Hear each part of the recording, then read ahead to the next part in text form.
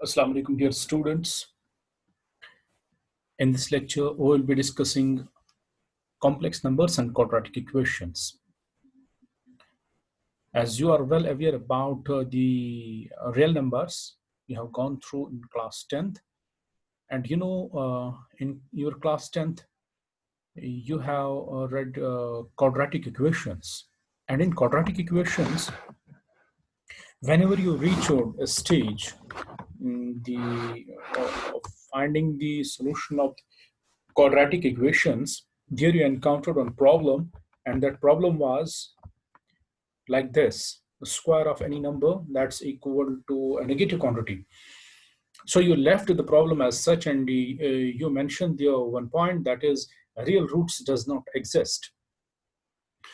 So the story does not end there, but we can find the roots of that equation too. But those roots does not lie in the real line. They does not fall on the real line. They actually lie on the complex plane. Okay, how to find those solutions, those roots? That's very easy. So to find those solutions and to deal with such solutions, we have here the complex number. So what is a complex number? Complex number is any number in the form of a plus ib, where a and b are real numbers. Okay, what is this a and what is this b? This a is called as the real part and b is called the imaginary part of the complex number.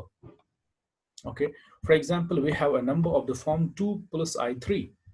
This 2 plus i3 is a complex number.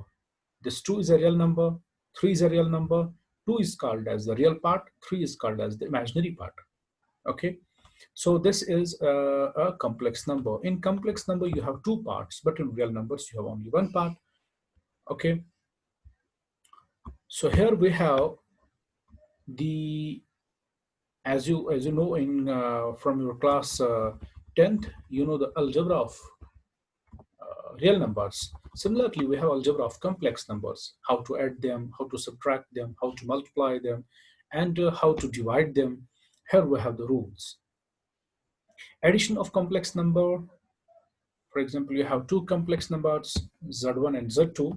Z1, say we take it a plus ib, and z2 we take c plus id. If you want to add them, you have to add them like this: a and c gets added, b and d gets added, because real part is added to real part and imaginary part is added to imaginary part. Okay, so addition of complex numbers is like this. So this addition of complex numbers is once again a complex number. Okay, and in addition of complex numbers, we have different properties.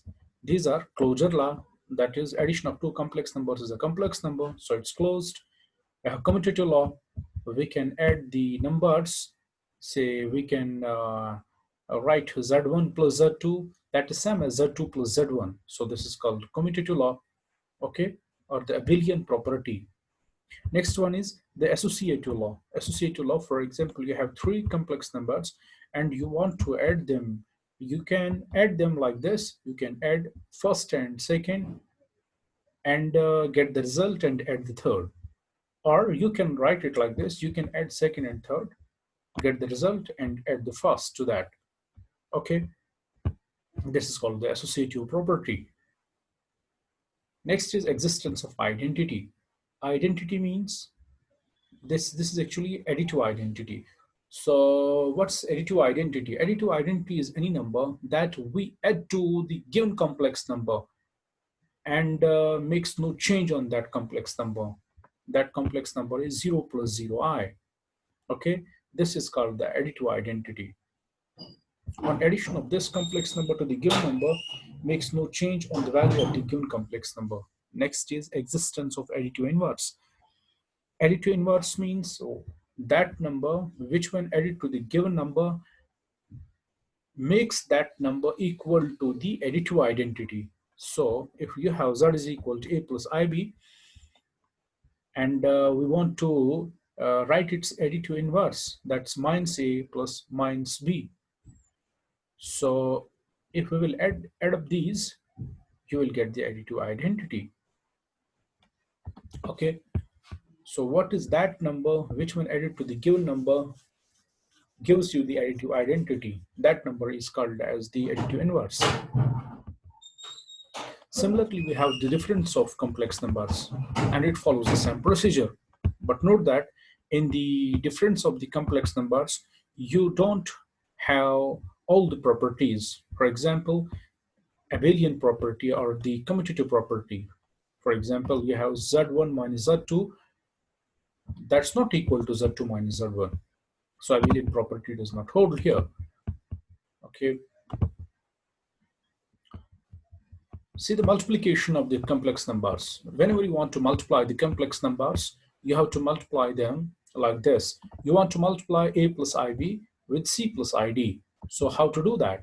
From the simple algebra of up to class 10th, you can see these are actually two terms and these are two terms. If you want to multiply them, we will multiply them like this, z1 into z2, and you get the result like this. Okay, because here is one term that you will get I square. You know, here, before going ahead, let me tell you one thing, that is, whenever in the root there is minus sign, you can write instead of that minus sign, I mean to say -1, you can write I. I is a symbol for under root of -1. I is a symbol. This denotes under root of -1. Okay, so if we will square this, this will become I square is equal to -1. So whenever in the multiplication you get I into I square, say when it is IB and ID, in the multiplication you get I square BD. So I square is equal to -1. That's why that becomes a real part of the real part. Okay, Z1 is equal to Z2 is defined in this way. You can see here the example. Here we have once again the closure law. It's closed. Product of two complex numbers is once again a complex number. We have commutative law. So you can make a product in the left to right direction or right to left direction. You have the associative property. Once again, you can multiply the first two complex number and get the result, and multiply the third complex number to the result, or you can multiply the first complex number to the result obtained from multiplication of the second and third complex number. The existence of the multiplicative identity. Now, what is that number? Which one multiplied to the given complex number makes that complex number unchanged. That is 1 plus I into 0. This is called as the multiplicative identity. And the next is multiplicative inverse. So what is that? Multiplicative inverse means that number, which one multiplied to the given complex number, makes that equal to the multiplicative identity. What is that? That's equal to 1 by z. So 1 by z, we may simplify and we get this. We will see this later on in the questions and in different illustrations. Next is distributive property. You have now two operations, that's addition and multiplication. You can have a distribution property of multiplication or addition like this. So you have z1 into z2 plus z3. If you want to distribute the z1 over z2 and z3, you get this. Or this can be done on both sides. Say this is left distribution law, and you can have the right distribution law as well. Next is the division of the complex numbers. So how can we divide the complex numbers? As you found above, this multiplicative identity, multiplicative inverse, on the same lines we can have the division of the complex number. So division of complex number, and it will be discussed later on in the next lecture in detail. Moreover, we have some powers of I. Say I is equal to under root -1. I square I have mentioned above, that's equal to -1. You can find the cube of the I, that's equal to -I. You can find the fourth power of this. Fourth power is actually second power square. So second power, you know, that's equal to -1, and its square is equal to +1. Fifth power will give you I. See, by the simple laws of exponents. And sixth power will give you -1. So it's actually a cycle, it rotates in the cycle. And after every 4 numbers, it gets rotated. So in general, we have this generality here. r raised power 4k is equal to 1, I raised power 4k plus 1 is equal to I raised power 4k plus 2 is equal to minus 1, I raised power 4k plus 3 is equal to minus I.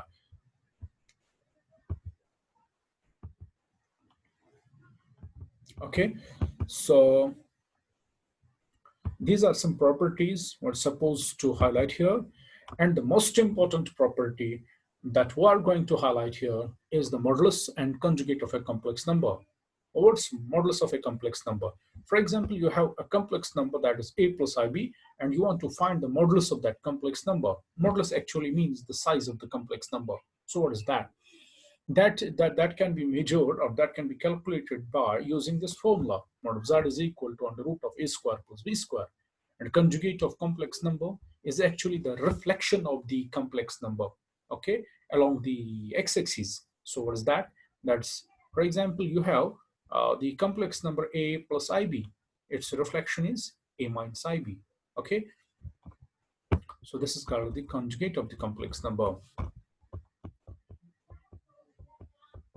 In the next lecture, we will be dealing with some questions based on these concepts. I hope that you have got it. Thank you for joining the class. Thank you once again.